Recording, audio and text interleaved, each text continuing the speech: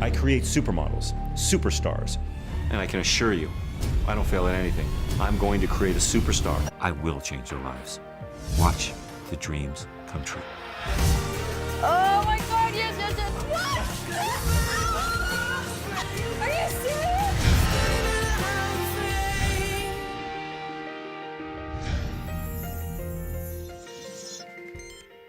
He's filmed a couple seasons of his hit TV show I Can Make You a Supermodel in Holland and has recently finished filming his first season in the UK.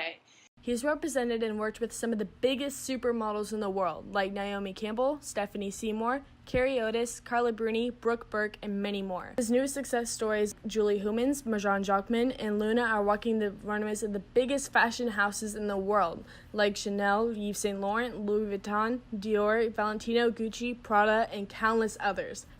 And he doesn't stop there. Not only does he have a model management office in Paris, he spends countless hours giving back to others. What does this man not do? It's a personal honor to introduce my personal mentor and unofficial big brother, Paul Fisher. Thank you very much. Hadleigh, first of all, were you just talking about me? Mm-hmm. That was all me? Yeah. Shit. The way you put it, I sound pretty damn cool. But thank you. Thank you very much. That was very cool. Thank you, Hadleigh. Nice to see your beautiful face. Yeah, thank you for sitting down to talk to me today. I'm so excited to get the word out on everything you've been working on. Oh, thank you. Thank you. This is very cool. Very, very humbling and very excited. Oh. Excited for you to have me on your channel today. Thank you. How do you feel about the success of your hit TV show, I Can Make You a Supermodel? You know, it's pretty humbling, actually. You know, I've always been a manager and an agent, and I've always been representing talent. So, you know, when I was invited to be in front of the camera, it was at first it was very different for me. It was very kind of like, you want me to be in front of the camera? I'm like this intense kind of character. Why do you want me in front of the camera? But it's kind of, now that I've, you know, finished my second season in Holland and my first season in London, I'm kind of digging it. And the fact that the ratings are really great and they kind of want me to keep doing it, it's humbling. It's very, very, very humbling. It's exciting on one hand, it's very, very humbling on the other. And I love doing it. I love connecting with young people. I'll just tell you one little thing about the UK show. You know, I get a little emotional when I talk about it because, you know, I'd wake up every morning. Every morning I'd wake up before they'd film me and I would like pray to God.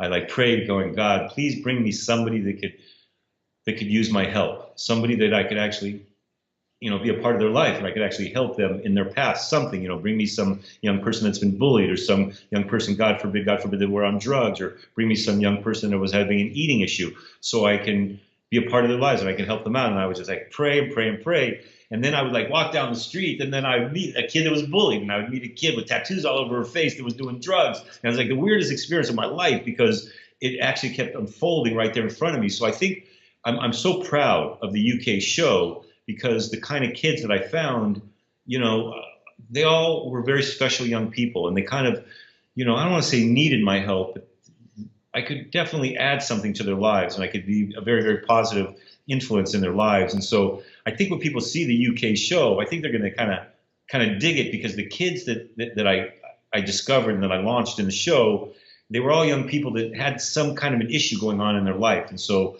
you know, for me, I've made so many young people famous in my life to be able to help young people out that actually have kind of issues or challenges in their life. That's something, as maybe you know, that's something I just love. I love being a part of that. So, you know, the show's coming out Thursday night at 9 o'clock. We follow Britain's Next Top Model. Britain's Next Top Model comes on at 8. My show comes on at 9.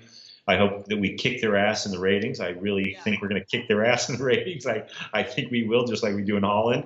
But yeah, I just think that people are going to like this show because I really found kids that are special, that you know, tattoos on their face and piercings on their nose, and just really interesting kids that I'm very, very excited for the world to see what I've done with these kids. So yeah, that show in London is going to be sick. It's going to be sick. Very nice. So what do you see for the future of your show? Like, do you plan on filming anywhere else? Oh, yeah. You know, we've been getting some interesting offers, you know, once again, very humbling. You know, they're talking about me doing the show in Australia. They're talking about me doing the show in Poland, Canada, and I'm getting ready to maybe do the show in America. So, which I'm excited about. I'm excited. You know, I had another show that I did in America called Remodeled that did pretty well. And so to do another show here in America, So yeah, I think I can make you a supermodel will go on for the next, God willing, 4 or 5 years or 6 years, and I do want to do the show all over the world. I'm starting to learn Spanish right now, so I could do the show in Spain, which is really kind of cool and very exciting. But yeah, I think hopefully other markets will continue to want me and want the show and be excited about the show, and so yeah, I plan to do the show for a few more years. I hope people like me. I hope people dig me. We'll see. So, what do you love best about your TV shows?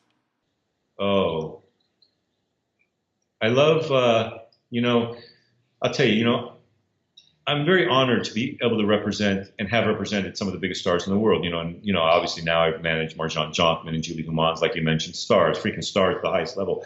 And I dig it. I dig representing stars at the highest level. I dig that. I do dig that. But there's something I dig more. I like creating people. I'm an artist. So I like it, for me to take a kid out of a rehab or take a kid out of a homeless shelter or even right off the street and then kind of paint my picture to make them famous, to take that unknown girl. I like that part of it. So, many people like managing big stars, and I like managing big stars, but I like taking a new kid and kind of making that magic happen for that kid and kind of trying to figure out, how do I create that kid? What's her niche? How do I want the world to see that young person? So I kind of dig that part of it. I like the creation part of it. So that's why I like my show. I like doing my show so much because I get to find these undiscovered talent that have never even thought they could model before. And then by building confidence in them and making them realize how beautiful they truly are, I like that. I really like that beginning process, that seed level process. I dig it. I don't know why. It just really, it's a lot more meaningful. It's a lot more meaningful, I feel like. For them. Yeah. Because how many more $50,000 a day jobs can I get Marjan and Julie? These are wonderful kids. They give back to the world. They appreciate how hard I work for them. But when you take that new kid and you get her that first job, even if it's $5, she's like freaking out. She's so appreciative. So yeah, exactly. I like the beginnings. I like the new young people. I like making dreams happen for the new young people. They're so appreciative and they're so excited, over everything. And I like to watch that excitement. I like to see them, kind of have a dream come true for them that they never thought they could have that dream come true, and then it actually comes true. And just it's so fulfilling. That part of it's never gotten old for me. It kind of motivates me every day to get out of bed, to be honest with you. I bet. That's incredible. You're literally out here making dreams come true. Yeah. It's it would be my ego that would say, yeah, I make these people famous and shit like that. But I'm just kind of like, there was this great saying about, I can't remember who the guy, Michelangelo, I guess it was. And he said he took this piece of rock and he just chipped away, and then that sculpture was actually in the rock already. And he just kind of sculpted away, took away the shit, and then it was already there. And so I kind of think that that's what I do with kids. Yeah. They're there. You're a star, Hadleigh. You are a star. And Marjan was a star, and Julie's a star. And they were stars before they met me. Now, they may have not been in my world yet. Maybe they were students. But my job is just to kind of chip away and kind of show them that's who you are. You are a star. That's who you are. And I'm just here to tell you that you are. So I'm not really making people famous. They're already famous in their souls. But I'm just kind of just this guy, this artist guy that's kind of just making them realize how incredibly special they really are, because you're special. They're special. You guys have that special it thing. And I'm just here to kind of tell you you're special. That's Well, thank you. Okay, so are you still working on your podcast for Paul Fisher Unplugged, or are you just making that a book? Yeah. I did I started it yesterday, where I did all my pre-introductory kind of tapings. We were in the studio all day yesterday. Yeah, but I'm launching that in the next couple of weeks, where I'm right now looking for my co-host, and I've been interviewing very, very famous models to be my co-host, but I'm looking for a co-host that can kind of stand up to me and is not intimidated by me. I'm looking for somebody that can kind of stand there and give me their opinion, their very strong opinion, and not be so nervous that I'm going to chew them out or something. So yeah, we're getting ready to do our podcast, Paul Fisher Unplugged, and the podcast is going to be cool because every week we're going to interview a very famous model, a very famous editor of a magazine, a very famous photographer. We're going to allow people from all over the world to go onto this thing called Zoom, and they're going to be like on Skype, so I can actually critique them right there in front of the freaking world. And then I'm going to talk about stuff that they don't allow me to talk about on camera in my television shows. And there's a lot of shit that I got to say, and there's a lot of things that are pissing me off. So I can't wait to talk to the world about things that are on my mind having to do with the modeling, things that we're talking about here today. Skinny models, giving back to the world, appreciation. So yeah, I can't wait to get my podcast going because I'm pissed off and there's a lot of things I want to talk about. Yeah. Good. No, because like you're definitely like you're saying it for a reason. Because it's like it's not like you're just like mad at people for petty reasons. You're like mad at things that are messed up in the world, like, you know. Well, because my sister, you know, who passed away, Deborah, you know, has these two beautiful Chinese kids that she adopted that are 14 and 16 years old, and I love them more than anything in the world. And my other sister, Elisa's got kids that are 13 and 14 years old. And I don't have any kids, but I want those kids to grow up in a beautiful place, man. I want them to turn on the television and realize if, you know, you could be a little chunky, and as long as you're healthy, you're cool. I just want to.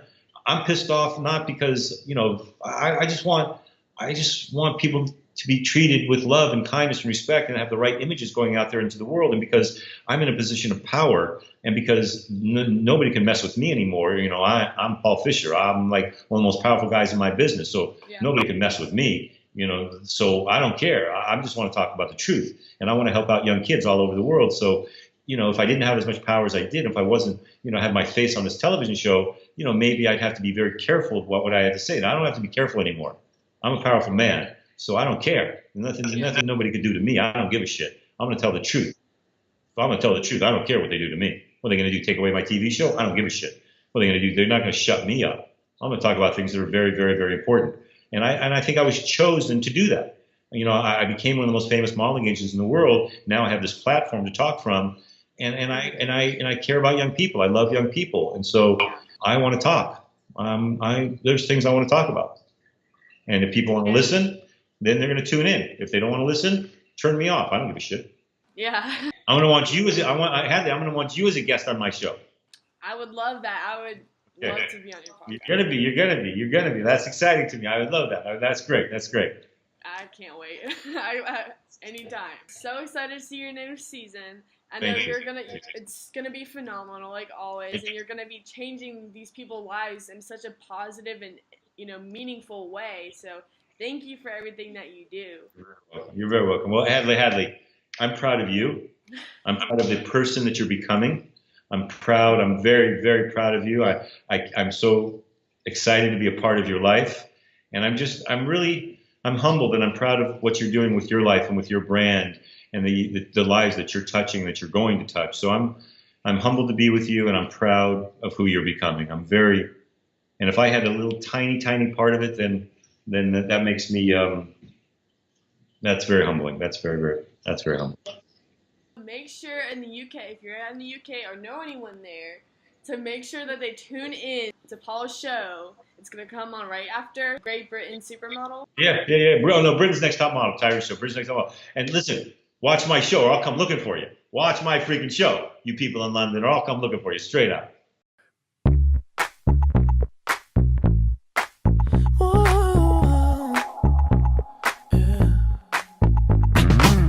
I'll admit I was wrong. What else can I say, girl? Can't you play my head and not my heart? I was drunk, I was gone. That don't make